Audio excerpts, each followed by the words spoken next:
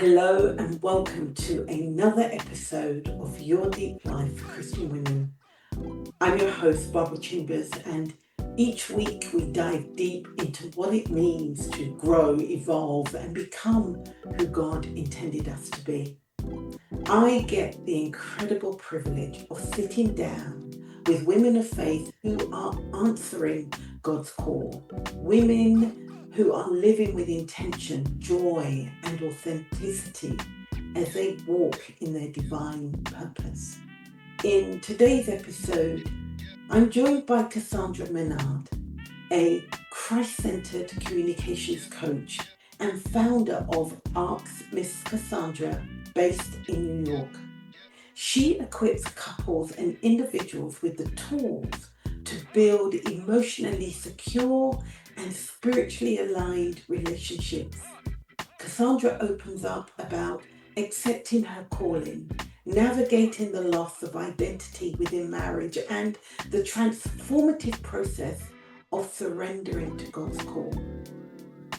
She also shares about her work with men, why it is so important that we protect them, and how she helps them understand the beauty and the power of feminine energy. Her story is one of rediscovery, faith, and purpose, and I know it's going to bless you today. So settle in, take a deep breath, and let's dive right in. So welcome, Cassandra. It's great to have you on the Your Deep Life for Christian Women podcast. Hello. Hi, how are you? Thank you so much for having me. I'm so excited. Oh, listen, I am so glad we get to do this. God has just opened up the door to meet so many phenomenal women like yourself.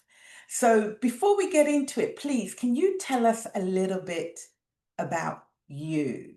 Sure. So my name is Cassandra, of course, and I am a Christ-centered communication coach. And Wow. I chuckle because the trajectory of my coaching business has continued to grow, to blossom, and to evolve. Hmm. But outside of titles in terms of work, I'm just a king's kid.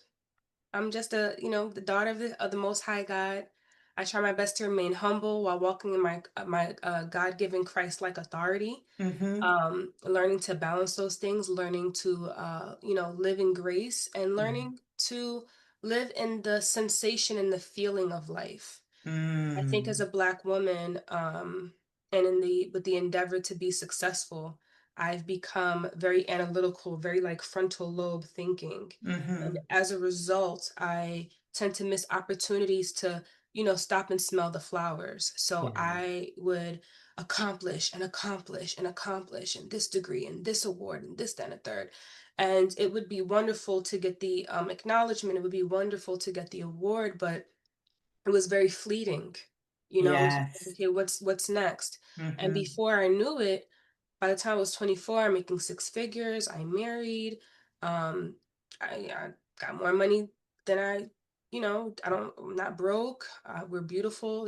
It's just, and I wasn't happy. And um, I learned a very powerful lesson in my early 20s, my mid 20s, which is that those things do not make you happy. No. And it was terrifying because this entire time I'm thinking I want to be financially, abundant, married, have kids, the house, and there was just this gaping hole. And so now, instead of me focusing on just what I do or what I accomplish, I try to focus on who I am and how I feel. Yeah, I love that. Because the Bible tells us many other plans in a man's heart, but it's the Lord's purpose that always succeeds, right? Mhm. In Proverbs, I can't remember the exact verse and chapter and verse, but it's in Proverbs. Yeah. And we have these wonderful ideas as we grow into being, right? Into our being or becoming. And one day we wake up and we realize, what am I doing? And I think hearing your story, when you can get there sooner than later, right, makes a huge difference in how the rest of your days are on this earth, Absolutely. right? And the fact that you're focusing more on the inside than the external, right? That I think is the most important thing, that Mhm. we really focus on what's going on the inside. I had a conversation with a young lady this week and I asked her, what are you going to do to change your life? Mhm. And her response was, well, I don't go anywhere and I don't do anything. So what needs to change? Hmm.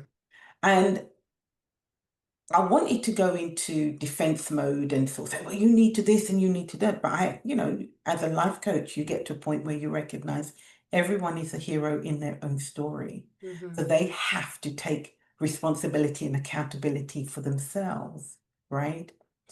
But ultimately, God has so much more for us than just being at home all day and doing absolutely nothing or doing the superficial rather than focus on his plan for us. Absolutely. And that's what we're talking about today, identifying our purpose. And I'm really glad that you're the person because you have an amazing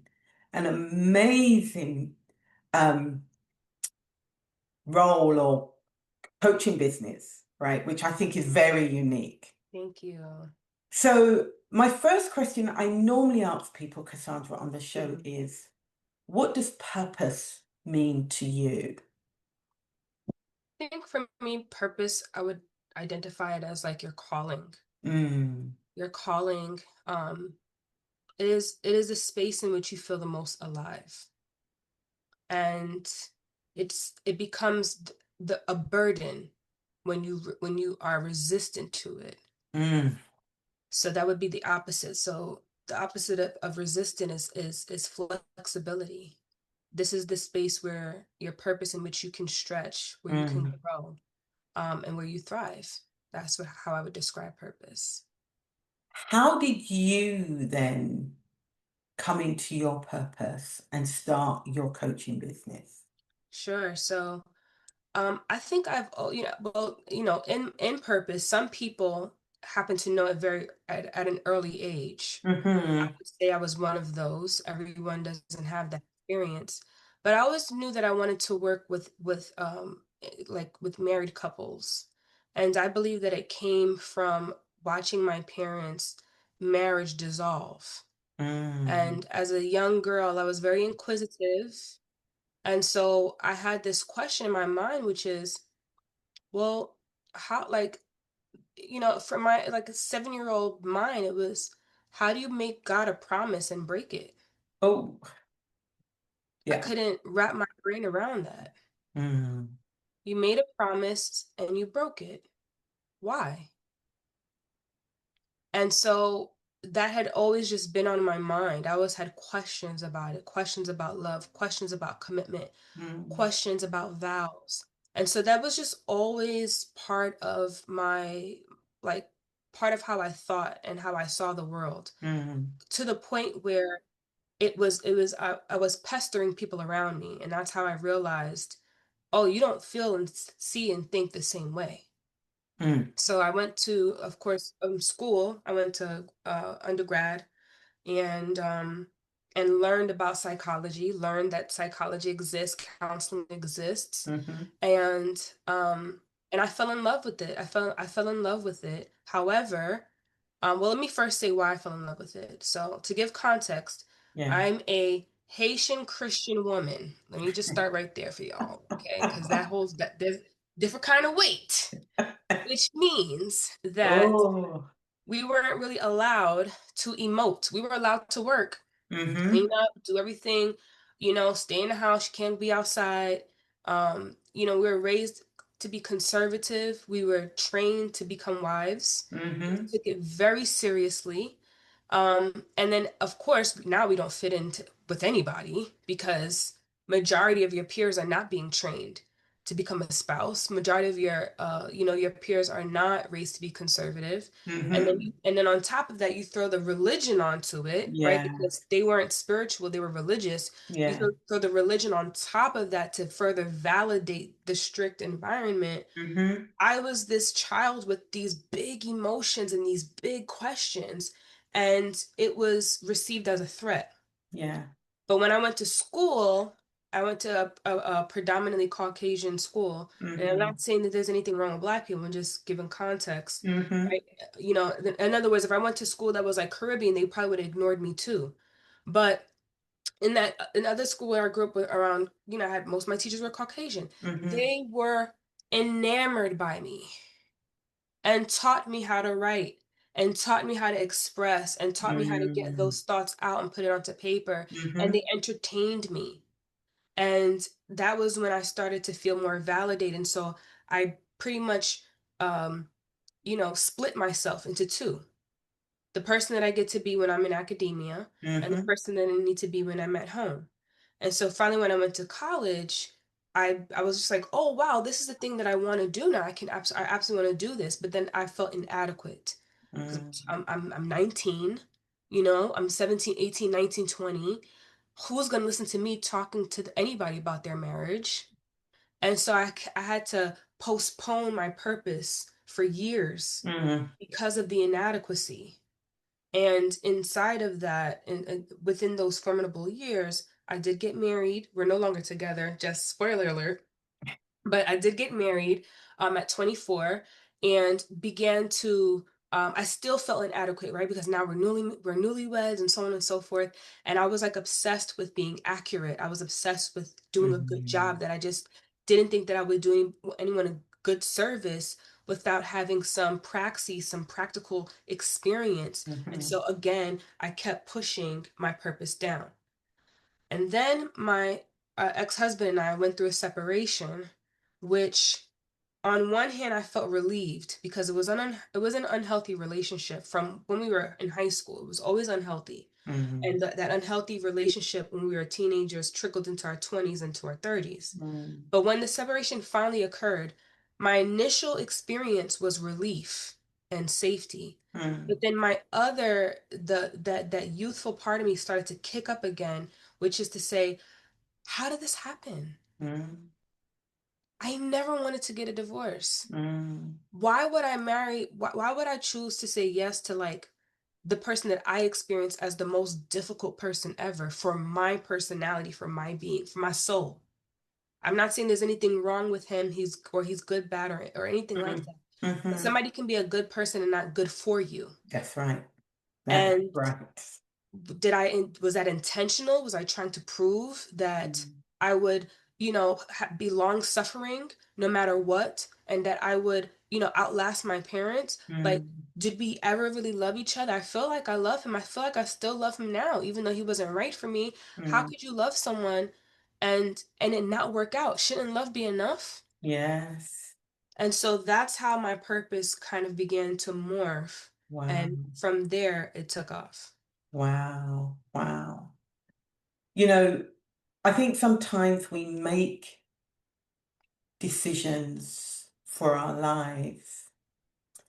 And you're right, sometimes it takes having to go through that process of experience to fully get to where you are, right?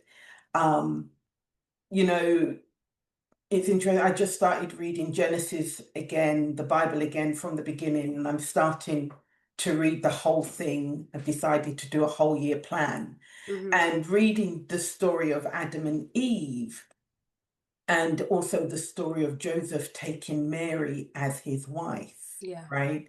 You know, Adam says, wow, this is woman, she's bone of my bone and flesh of my flesh. Hmm. And but Joseph is in a situation where he's taken a woman that's pregnant before marriage. And Right. in theory, she should be dead. So here's this perfect ideal, right? Mm, And mhm. here's this not such an ideal situation, but they're Okay. both in marriage.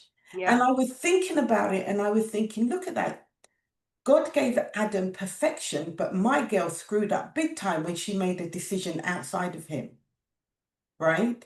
And whilst Mary wasn't the ideal partner, she was the chosen one that God chose to bring forth Jesus into the world.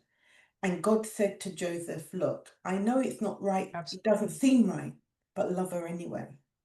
And they went on to have more children, Mm, right? And stayed mm-hmm. together through all of that because they chose to be guided by God rather than following the the deception of others that Eve when she listened to the serpent, right? So I say all of Yeah. this to say that we evolve as individuals Mm-hmm. to become who God wants us to be. And even though we may not seem to have the know-how or the experience of a thing, but we don't realize that sometimes it's not just about the experience, it's just about how much are we opening ourselves up to God to give us the wisdom Yes, absolutely. to learn anyway, right? Mm-hmm. So I know it must have been difficult for you to go through those years of marriage and then making a decision to end that relationship. How have you evolved as a woman and as a person in this new phase of your life? Yeah. Um, I would say, and I, not to disparage my ex-husband, because again, you know, it's like, can you plant an orange tree in New York and it do well? Mm, Like, it probably wouldn't. But if mm, you put it in Florida, it'll be nourished and it mm, and it and it and it stands to live another day. mm, I wasn't able to be alive. I existed, but I wasn't alive with my mm, ex-husband. He had a very domineering personality, and I experienced him as domineering, and I experienced it as stifled. mm, And so when I came away from that, I had opportunities to make my own mistakes mhm, and finally learn what grace is. mm, And he is also Haitian. And so, in our culture, there's just this expectation for you to know better. mhm, You're just supposed to know somehow. mhm, There's doesn't really seem to be this element of just like learning life or helping you to learn life. It's just you get in trouble for not knowing. mm, You need to know better. And I no longer have to live like that. So when I made some mistakes, when I did some things that I wasn't proud of or mm, seemed like it was out of character, like why would I do that? Why would I say that? Why would mm, I think that? mm, I had initially carried on a lot of that burden. I didn't just come off. I had to spend some time asking myself, do I like this color? Or is that the color he liked on me? ooh, Do I like this food? Or is that because that's what he wanted to eat? Do I like this person? Or do I want to keep this person as a friend? Because he would have told me to let them go. mm, And so I had to walk through my process of shedding mm, and becoming, and part of that included learning about what grace is in a natural sense and also in a spiritual sense, because in Romans 4, when Paul begins to describe what Abraham had done and mhm, said that, and asks everybody, like, did God love, was Abraham chosen and loved by God before or after the circumcision? It was mm, it was before. And then he begins to describe that with what Christ has done, there is no law. There is no law to break. And when I read that, when I tell you mind blown, there's no law to break. what am I holding on to now? Mm-hmm. The rug was like literally ripped from underneath me That's right. because now I don't have these things to not only judge myself but judge other people. That's right. So I had to walk into grace and live out grace, practice grace, right? And that is what has changed, and it's made me a better coach because it has allowed me to accept the nature of humanity, right? I believe it's Psalms 43, if I'm not mistaken, where it talks about God's grace and his love for us because he knows that we come from dust. Mm, mm, He understands our limitations. mm, And which is why he's so forgiving and he's so mm. long suffering. It's Yeah. because he knows that we're limited. And so I'm able to offer that up to my clients while having one foot in grace and another foot in accountability, Yes. and being able to help them walk that out so that they not only live and inhabit inside of that, but it also shows up in their marriage. So for the purpose of this one thing, and that is freedom. Mm. That's it. I think God wants to give us, as we go through this process of discovering who we are as individuals, Hmm. it is about the discovery to be free to be Yes. your authentic self. Yes. And it is free to walk in the grace of God, the grace that God extends to us, so we can extend that grace to ourselves and to others. And just truly accepting people for who they are without putting on them our expectations of how they should be. Hmm. And that's a difficult thing for us as human beings, right? We have these great expectations, Yeah. right? So, and maybe you do this when you meet with your clients, but I know when I've met with clients who are probably just out of a relationship or out of just coming through divorce, I would ask my clients, well, what were your expectations? Yeah. Because we go in with these expectations that we don't articulate, Yeah. and we don't articulate what we expect from that person. It's horrible. And so when they don't show up Hmm. as our expectations, Hmm. we're actually setting them up for failure, and we're setting us up for failure, 100%. right? And I want you to share with us, because you talk about communication, Hmm. right? How can we be better communicators Hmm. then in our relationships, not just in marriage, Hmm. but with people in general? How can we have a more connection through communication? Yeah. That's a really big question because context absolutely matters. And Yes. there's communication when you're curious, there's communication when you're repairing, there's Mm, communication when you're negotiating, right?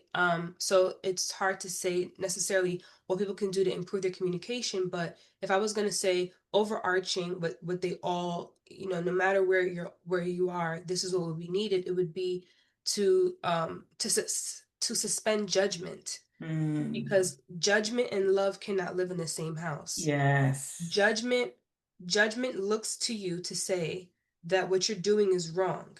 And in order for me to feel comfortable, I need you to change this thing. And when you need someone to change this thing, the essence of change is the absence of love, because love is acceptance. Yes. So if you cannot accept someone the way that they are, and then you're judging them because it doesn't look like how you want it to look, right? Hmm. Then it makes it very challenging to be curious. It makes it difficult to repair. It makes it uncomfortable to negotiate Mm. because there isn't enough flexibility. There's a lot of rigidity there. So people have to, and then another thing is too is just y'all not grown. Oh, come on, my sister. You I are a love this. Yeah, Yeah. you are a child. I Yeah. don't care if you're 81 years old. You are a kid. This is an ancient world with ancient spiritual activity. You don't even know what you don't know, and you don't know that you don't even know it. Mhm. So maybe, put on a little bit of humility. I love to tell people I don't know. I don't know. I'm just a child, okay? Because where I came from in terms of having to know everything, I had to learn to be comfortable with not knowing, but willing to explore.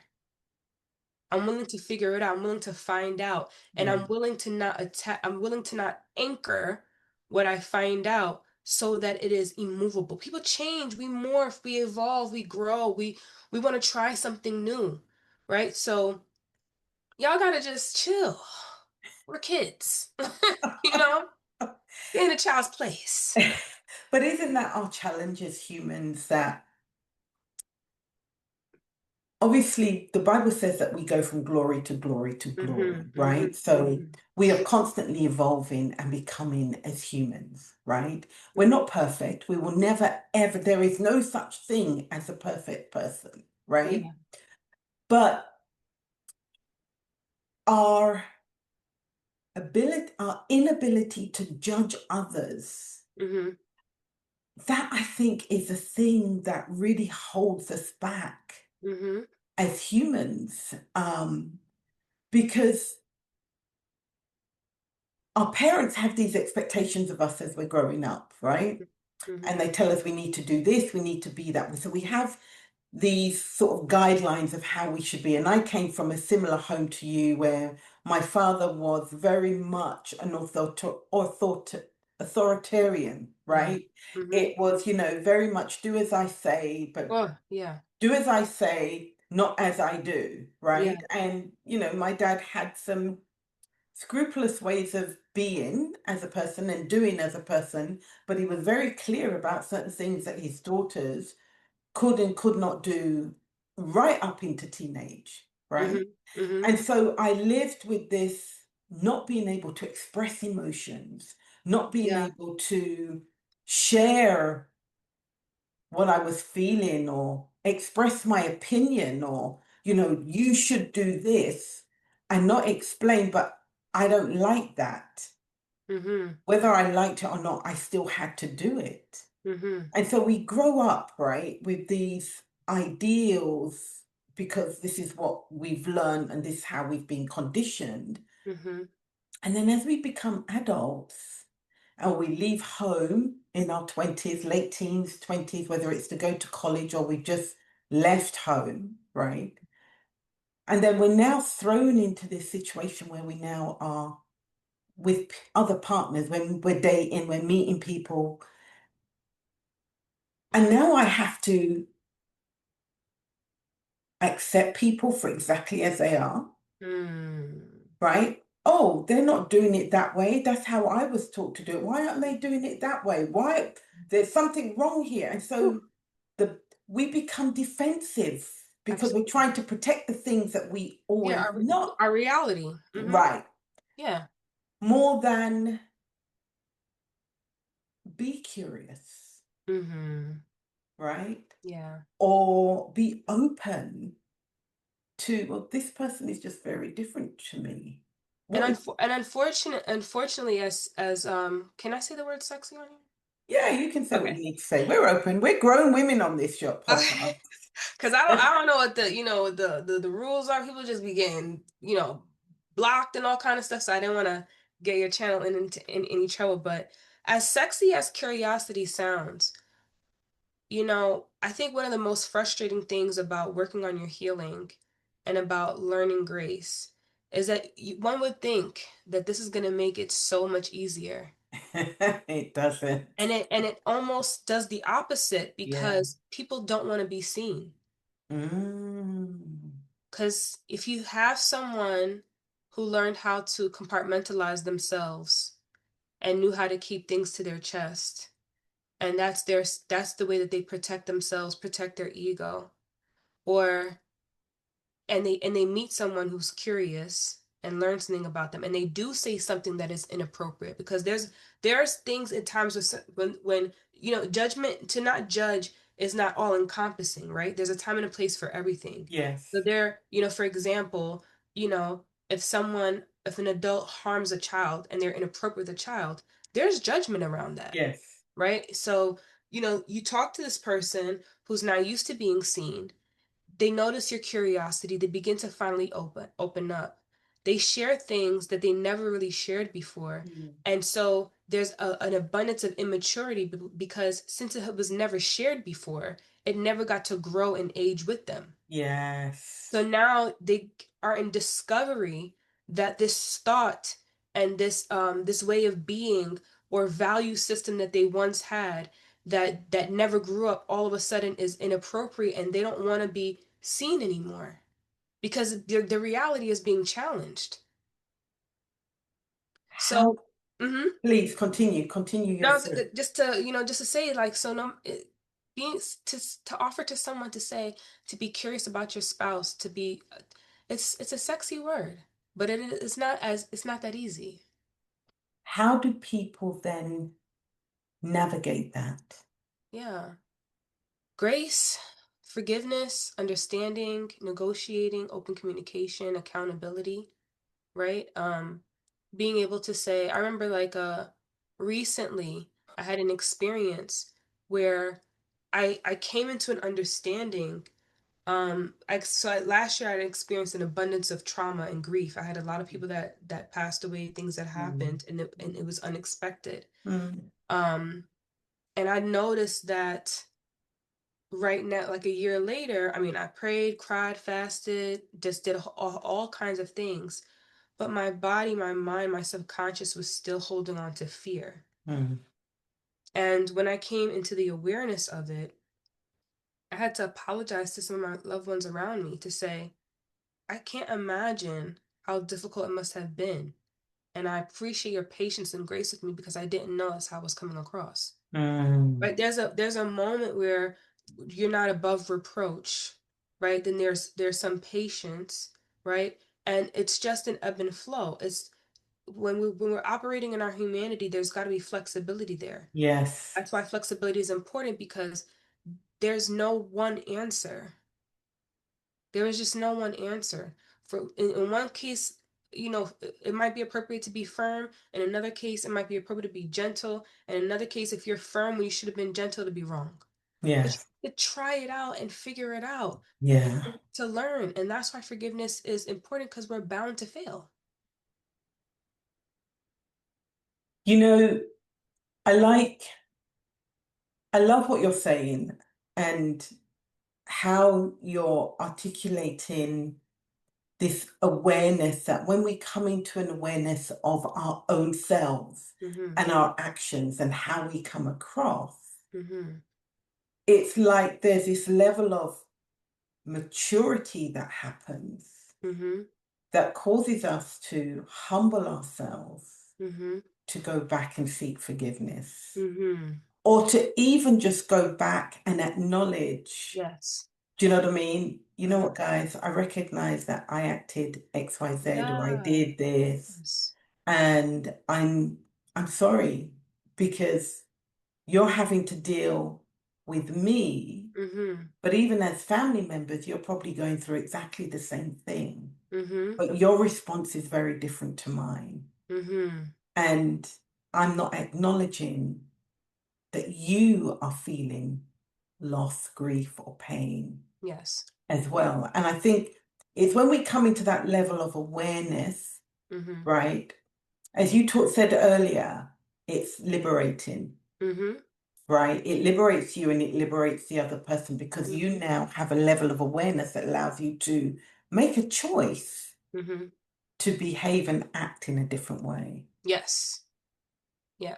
right? Mm-hmm. Now, your your coaching business is very unique. Mm-hmm.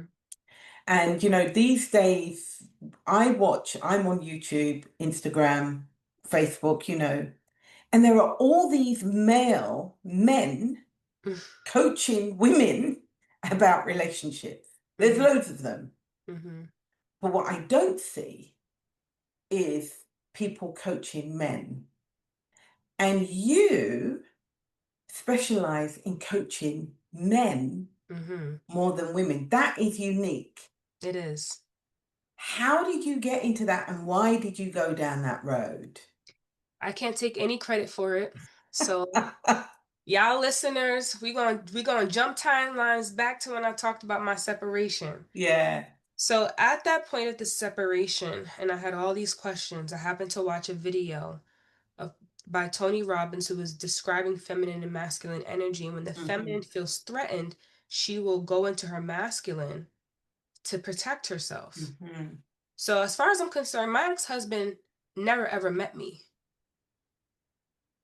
Because you were always in your Yeah, masculine. not the feminine side of me. I mean, Hmm. she may have come out to play a couple of times, Mm. but it was never it never occurred to her that it was safe enough, Mm. right? So when I do get married again, it would not be at all resemble what he experienced.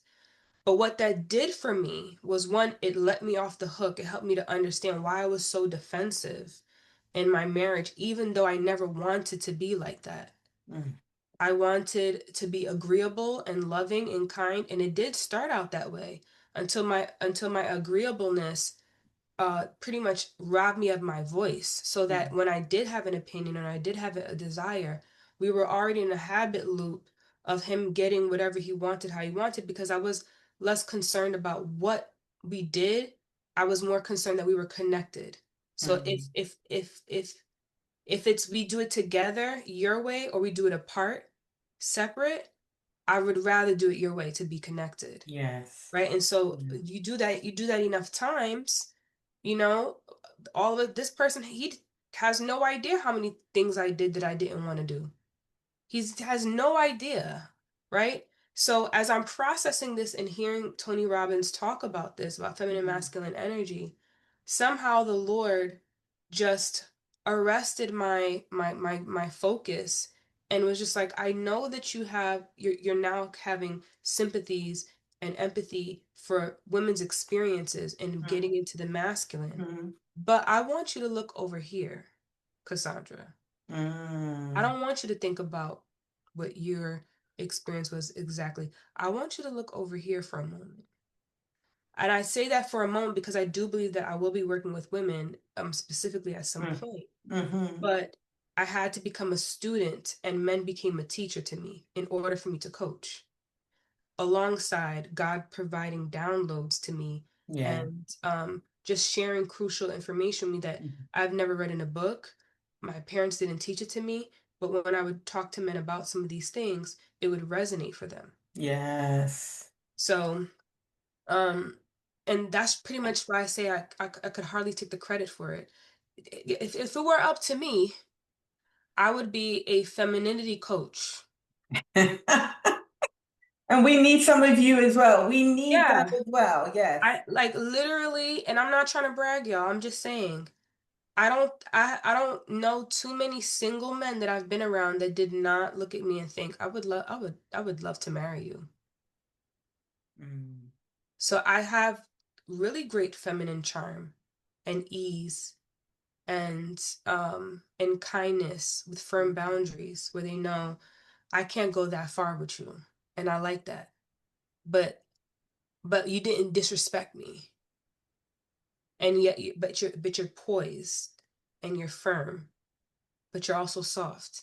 And now I'm going crazy. So I gotta be your husband. Right? Like I would love to teach that, to be honest. But, you know, that is that's not what the Lord would have me do. And I'm honored to hold space for men. And so now my heart grieves for them in a different way. And, you know, earlier when we talked about purpose and I talked about purpose being a calling, when I talk to people about calling, I often say, like, the reason why it's a calling is because you have to answer it. Mm. It'll burden your heart. It will continue to knock on your heart. Mm. Anytime I've tried to shift from it, I've, you know, worked with several business coaches. Mm. Cassandra, women got the bag. You're Mm. going at it the wrong way. And I cannot. I cannot. You know, we just don't, my gripe, now this is the human side of me, right? So I described like the spiritual experience that I had. Yeah. But but inside of me learning about men and having this revelation that, wow, so we expect men to be protector, provider. Mm-hmm. He has to be gentle enough with his woman, although he's never received it. He has to be eloquent enough so he can keep up with his woman. He Mm-hmm. has to be a wonderful father, so he has to know how to father his children, Mm-hmm. right? He has to be able to provide the home. That's a lot of things to do, and where's the school for that? Like, how are they supposed to get there? And Mm-hmm. at what point when they're a man, so like 21, 22? I don't know any 22-year-old that can handle those kinds of burdens with because there's the judgment. So I am resentful of society's demand on men because if you know that something is important and you know husbands are a line of defense for the family, for your children, then we ought to be investing into them and pouring into them so that they're not just out here making money, but so that they also have emotional intelligence, so that Yes. they can manage the family that they have.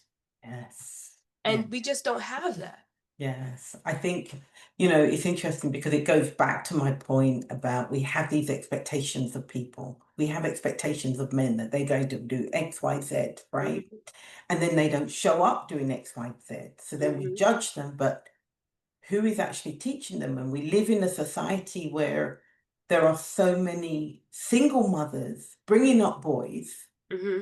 and the fathers are not in their lives, not providing Hmm. the knowledge and the direction and the wisdom, Hmm. right? Or teaching them emotional intelligence, Hmm. right? A lot of our men just feel that they have to be this macho, and I put this inverted Hmm. commas, type of, you know, well, I'm a man and, I got it all together. And it's like, just be, just be. But we can't ask them to just be, because then we're putting them in the line of fire. We don't have a world available for them to be. So we can't ask someone to do something and not have preparation for it. Hmm. Right? Imagine you have a business, but you want to protect your intellectual property, but you don't create a contract. Hmm. Every single time you meet with someone, you're never going to make that sale because you're going to be filled with fear because Yeah. you didn't prepare for it. Yeah. There's Love that. preemptive work that belongs before the thing, before the request, before they can be. All the things, or just to relax or be flexible or be vulnerable. I tell men, no, don't. You can't You tell men don't be vulnerable? Yes, I do, because it's not Ooh, safe. I care for men to be open and honest, yes. right? But we do not we they do not have a world that can manage their vulnerability, and they will be failed. Now, if they're willing to deal with that, that's within their right. Mm, That's within their right. But the reality is, even for me as a woman, no matter how much I work with men and I have all these understandings, I'm 100% a woman. yeah. So when I say that, what I mean to say is this. If I am in the presence of a man and there is danger and he tries to use me as a human shield, my respect for him will naturally dissipate. It Mm, just it will go away, yeah. right? It will go away, and there's not enough conversation you can have with me to explain to me why that Yeah. has happened. Yeah. All I know is that I cannot look at him the same, Hmm. right? I don't want to be in the midst of a fire and the firefighter is scared. Yeah. So sorry, I hate that there's a limitation for men in how they get to express and emote in a way, at a large scale. They should still have opportunities to do so, but Mm, it's not that simple. And so when we have these conversations with men about express yourself and emotional intelligence and all these things, no, but it has to be housed with strength and stoicism. mm, Because what's important for men is to experience respect. No man wants to be vulnerable at the expense of respect. Yeah. If you ask the man to choose between being vulnerable and being respected, they're going to choose respect every single time, All the time. right? And most people, any person would, right? So we just don't have a world that can contain it. So we can't ask for it. We have to prepare them for reality. How do we do that? That's going to take a collaborative effort. Mm, Right? It will take a collaborative effort, and moreover, we'd have to ask ourselves, why do we think that that's even important? mm, I don't know that it's important for men to be that vulnerable. I know it's important for men to be honest and for them to to be able to be able to defend and be a line of defense. It's important for them to release, you mm, know, energy that might be inside of them. And I prefer for my male clients to do it physically. So boxing, punching, rage mhm, rooms, right? It has to mhm, come out of the body, right? mhm. That could be described as a point of vulnerability, but they can't do it like how we can do it. And I don't know that they're supposed to. I don't know that talk therapy is the best type of therapy for men. Mm, Because the reason why therapy and church and the like aren't a favorite space for men who are action oriented is because it's lacking action. They can only sit down in church so much to hear, you gonna get double for your trouble and triple for your ripple, right? They can only hear that so much before they want to know what is the double and what is the triple and what is the ripple. And yeah, how do I get it? You're gonna tell me how to. Then they're gonna just start to feel like you're just playing with my ears. You just give me itching yeah, ears. You just playing with me. And when it comes to therapy, it's just like it's only but so much that I can go reach into the back to find out why I'm doing what I'm doing. But insight is not identity. Your insight is not going to help you to have an identity shift yeah, to become the yeah, man that there's still things that you have to do in the middle before you can become. So yeah. after a while, all that talking, they reject it. And I don't know that it needs to be different. I think we need to begin to pay attention to the normal and natural proclivities of men, similar to women, right? As a woman, right? I won't say my arguments, but it's not uncommon for a woman to argue about something for 5 years straight. And I No, don't, yeah, no, you know what I mean? Like, I don't know if yeah. we can be able to make a stop because the way that we think cyclically, right? This is why men think that women are not accountable. Because if a man says, you did this, she's going to say, that's because you did this. Nothing is separate from the other. That's why men are typically good at apologizing because they can compartmentalize. They can isolate the thing that they did, their part, and apologize for that, and then move on with it. But for a woman, it's just like, well, I wouldn't have done that had you did this Mm, and did this and this. Right? So it's not a matter of like how do we do this? It is how do we come into a space of acceptance without feeling like there's something wrong with that has to be changed. mm. Ooh, that's this is a level of conversation that is deep Yes. and needs to probably a series. Yeah. It's a series, right? Yes. Because it's educating us Mhm. to learn to do things differently. Yeah. And I feel like we're in this season of, behold, I'm doing a new thing, Mhm. right? And God is teaching us new ways of doing and new ways of being, Mhm. right? And sometimes it's difficult to accept the new because it's so unusual to our norm, Yes. right? It's so outside of what we're used to. Mhm. How do we sit in the discomfort of learning something? Do I have the patience Mhm. to sit in the discomfort of learning something new, Mhm. to be able to evolve and experience Yeah. what God is preparing me for, Mhm. right? Absolutely. And I also want to interject to say this thing too. I don't want to make it seem like men are monolithic. Every Mm, single man has to be stoic. There are some men that can naturally, quote unquote, tap into his feminine side. yeah. Just like there are women who can be more masculine, that like she may be more tangible or science or whatever, Mm, math and all these things. And there's absolutely nothing wrong with that. it still doesn't necessarily change the fact that what's most important is safety, Mm, right? mm. And in some environments, you can leave your door unlocked and know that nobody will come in. In some environments, you need to have several locks because you can't trust who's going to come in. Yes, it's true. And men live in a world where they need several locks because of how they can be taken advantage of and how hard it is for them to process, right? Which is why suicidal rates are so high, Yes. right?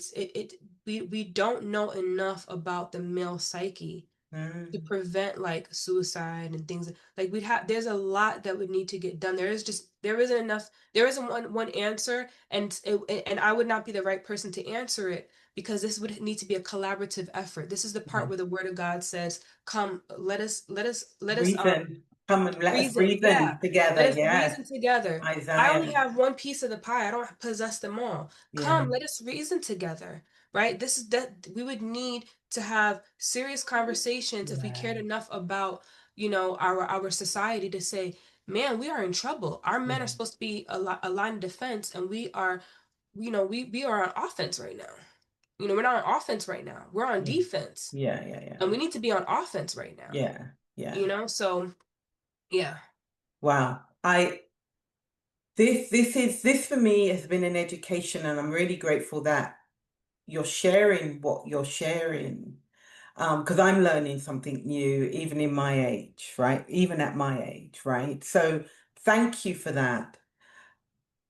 What next for you? What what are you doing in your coaching business? What are you doing next? What's your plans? Yeah, thank you for asking that. So, in the process of me working with several men, over 100 men, and many of them were married, Mm, there would be like a few here or there where I would talk to them. So, when I work with men, to give context, when I work with men who are married, I do help them understand feminine energy. I do help to mhm, normalize certain behaviors and how to inspire the healthier aspects of femininity to not trigger the mhm. wounded parts of us, right?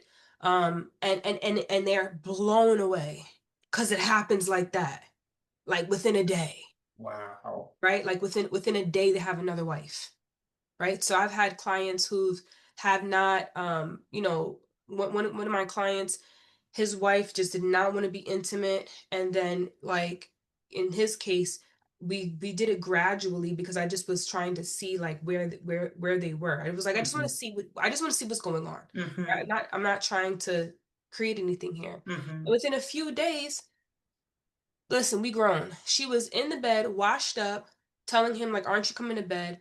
And she done rocked him off to the point where she done knocked his hips right off the hinges. Okay, why? Because I understand. Yeah, he was just like, I'm exhausted. Yeah, all of a sudden she had stamina.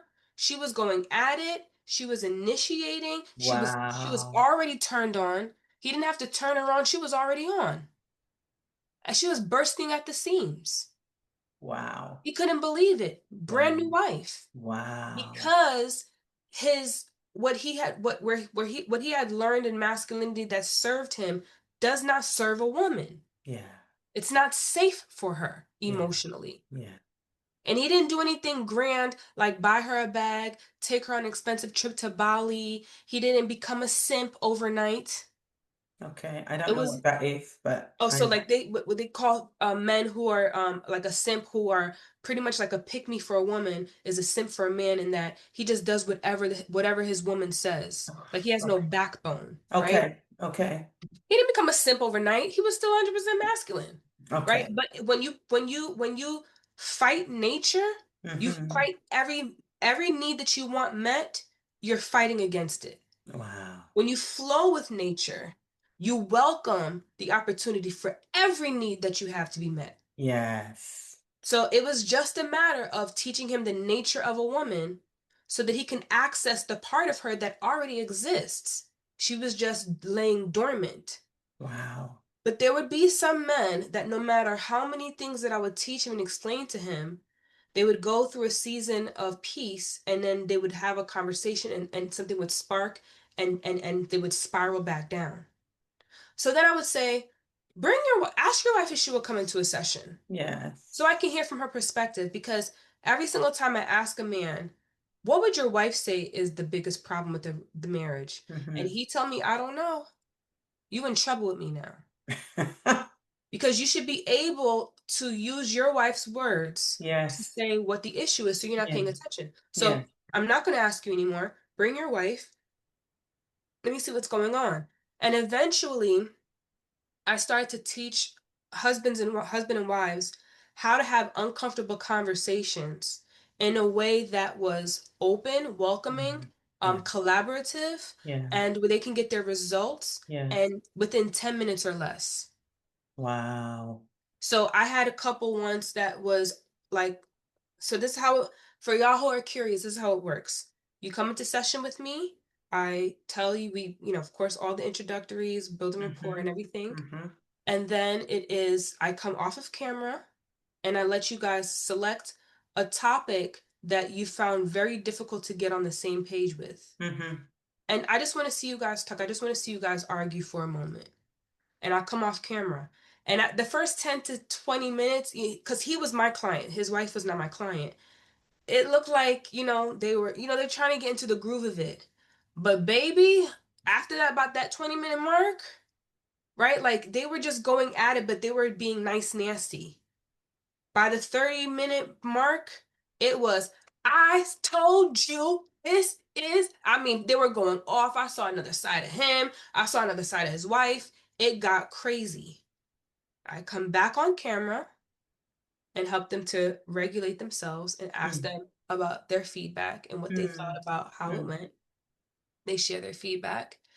And then I teach them how to have this conversation because communication, if you want your communication to help you go someplace, that means that it's a journey.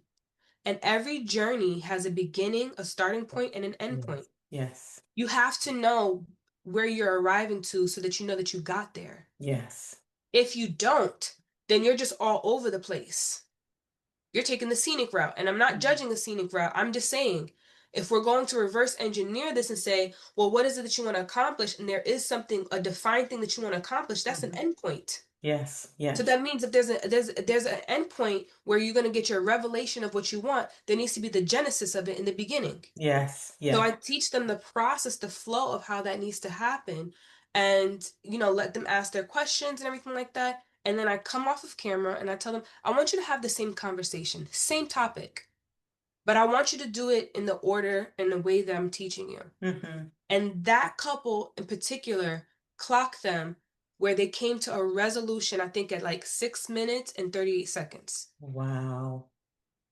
How long was this problem? Over 3 years. Wow.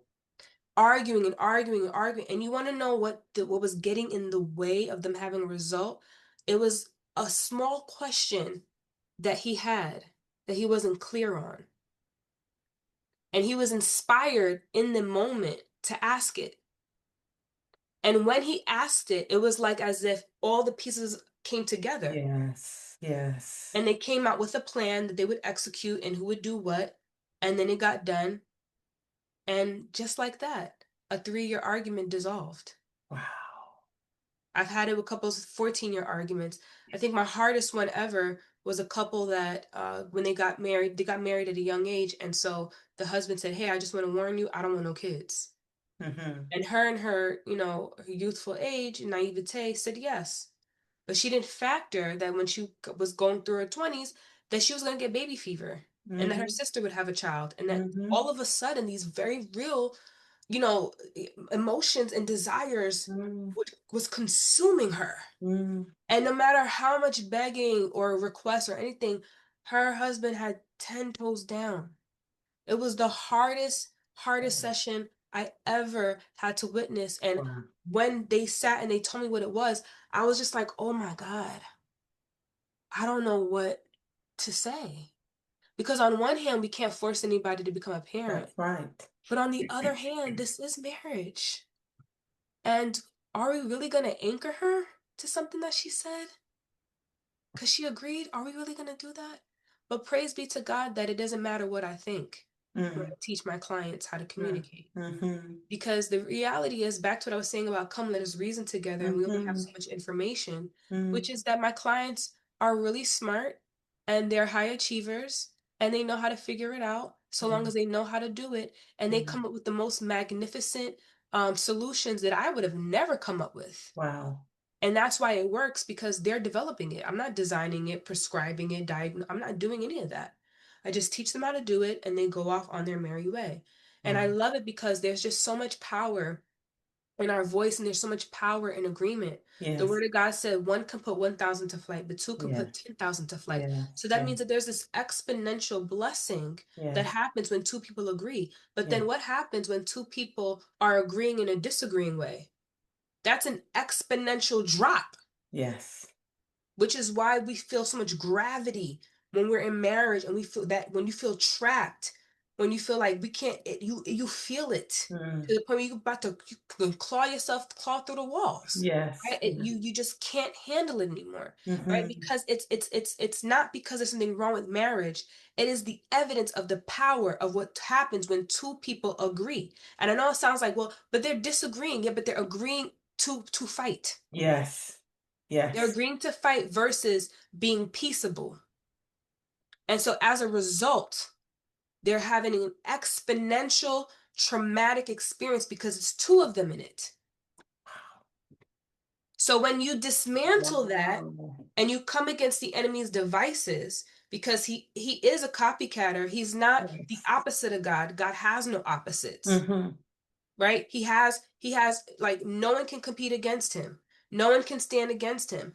You know, like the clouds are like dust under his feet. If anybody's the opposite of the enemy, that would be the other angels. But Mm. no one can hold the candle to our God. No. And Satan observed God witnessing people in Babylon putting a tower together that Mm-hmm. caught God's attention that he had to come down and look at them and say, if I don't stop them, they surely will make it to the heavens. Mm-hmm. They surely will make it. Mm-hmm. I don't know if there's another time where I thought that God felt like there was a threat outside of I don't want Adam and Eve to eat from the Come tree on of now. life. Yeah. That it became an emergency. Yes. And the way that God created designed the disruption in that particular case Confusion. was to create confusion around their Yes. voice Yes. and what they Yes. could agree on and not agree on so that it Yeah. wouldn't happen. Yes. But guess what? As much as heaven was a witness to it, so was hell. Yes. And they learned something from it. And so hell's system is like it's tight, right? They got their generals, they got everything, like nothing out of place. But they know that if they can just arrest our attention, arrest our voice, confuse it. Oh, I want you to talk like Mars, and I want you to talk like Venus, so to Mm-hmm. speak. Mm-hmm. Then we don't even there's so many blessings, there's so many books, and there's so many cures in the grave because somebody's marriage distracted them from their purpose because Mm. they couldn't come into agreement. Mm.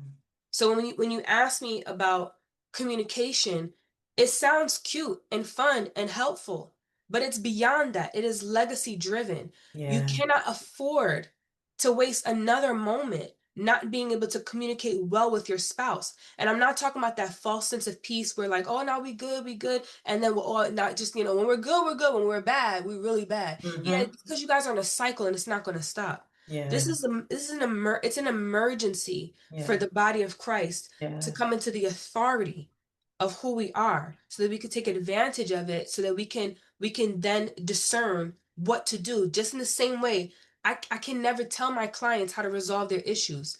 They tap in and they design it all on their own. So there are so many other marriages that like I can't tell you how amazing your marriage is going to be. You're going to design it all on your own. You don't even know what it is.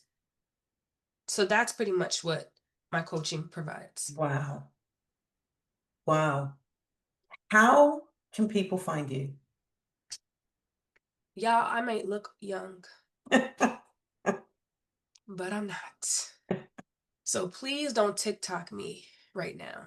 I'm on the TikToker. But Instagram, you can get me on Instagram because I'm flowing in my business to become, to be everywhere. Yeah. But the fastest and easiest way to reach out to me is through Instagram. If you're Right. interested in have additional questions or you're interested in working with me, I'm happy to answer your questions. I'm happy to be supportive. So Instagram is the best place, and my Instagram name is Ask Miss Cassandra. So that's AskMsCassandra. Ask Miss Cassandra. We're going to have all those details in the description Yes. associated with this episode. Miss Cassandra, wow. You are phenomenal. I Oh, respect thank you you. 100%.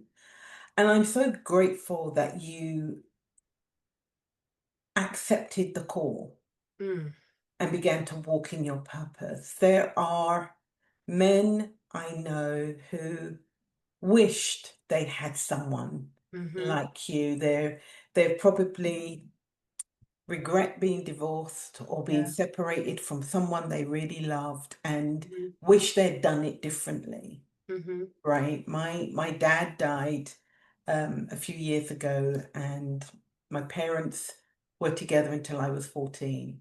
Mm, And as my dad got older, he was sitting with my sister and said to my sister, if I had done it differently, your mum and I would still be woo! together. And I mean, Mm, he's now in, like, he was then at the time in his, I think oh. in his early 70s at the Mm-hmm. time. A few years Mm-hmm. later, my dad died. So I think there are men, maybe not listening to this podcast, but there are women listening to this podcast who are learning something about their feminine, masculine energy, Yeah. right? It's something we don't talk about very often. You are absolutely right Mm, that because we're constantly in this heightened state of fight or flight, we're always mm-hmm. constantly surviving, we're Yes. trying to just get through life, right? Yeah. We're constantly in this sort of defensive mode or Mm-hmm. in this mode where I'm just surviving. So we're taking on identities that God didn't really create for us women to be in 24/7, Mm-hmm. right? And so some of us have even forgotten how to be feminine, Absolutely. right? Everything is just so rough and aggressive, even Yeah. with our children, Yeah. right? We don't know how to be soft. We Yeah. don't know how to be tender. We don't know how to even hug or tell somebody how much we love them or, Mm, caress or be tender. We just don't know how to be poised, mm-hmm. right? There are very few women like that, very, very few women like that. So I'm grateful for you sharing, but I also think there are some women who know men who wish Mm-hmm. they had a coach like you or can refer them to Yes. a coach like you. Yeah. So check out the description Yeah. with Cassandra's contact details. Reach out to her via um, Instagram. Mm-hmm. Thank you for being our guest today on the Your Deep Life podcast. Yeah. Thank you for What's the having me. final word you want to leave to the women listening on this particular episode? Let me see. Lord, what would you like me to say? In all you're getting, get understanding. Mm, If I could leave one thing, I would say in all you're getting, get understanding. yeah, And everything that you do it as you're doing it unto the Lord. yeah. And whilst wisdom and knowledge are principal things, we need them. Yeah. We need to understand how to implement and how to make it Yeah. happen in our lives, right? Mm-hmm. Very true word. In all you're getting, get understanding. Yeah. Thank you, And Miss also, Cassandra. before we go out, I just want to also add to that, and not only just an understanding on how to, but because some people might hear that as in like to do things to have outputs, Mm-hmm. but it's also about understanding how to be and Mm, being curious about understanding who you're with. yes. Yeah. Yes, yes, so true. Yeah. Who you are and who you're with. Yeah. Lovely. Thank you. Thank you, thank you, thank you. Thank you for being on the show. And we look forward to seeing more of you on Instagram and on various social media and just seeing how you grow and evolve in this gift and this purpose that God has blessed you with. Thank you again. God bless you. God bless you. Menard. Wow, what an incredibly deep and passionate conversation with Cassandra Menard. As we wrap up today's episode, I want to leave you with something Cassandra said that truly stayed with me. In all you're getting, get understanding. She reminded us that it's not just about understanding how to do things. It's about understanding ourselves, our emotions, and one another.